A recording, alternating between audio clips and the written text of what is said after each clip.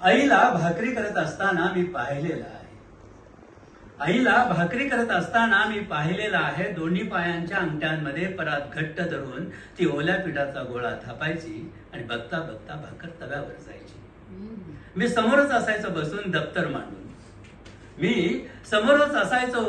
दप्तर मांडून पिठाने बरबटलेल्या हाताने ती दिवा माझ्या समोर ढकलायची. सराईतपणे चुलीतली लाकडे मागे पुढे करत राहायची.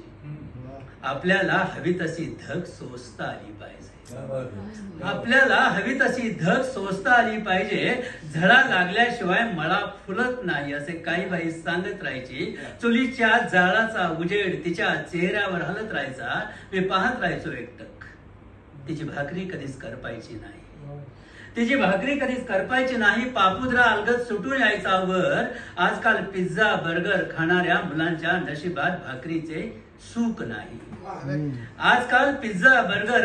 मुलांच्या नशिबात भाकरीचे सुख नाही. कधी कधी वाटतं कसं काय निभावेल यांना. जाळ कमी जास्त करून काही करपू न देणं. आयुष्याच्या चढ उतारावरून भाकरीच्या पापुद्र्यासारखं अलगद मोकळं होत जाणं.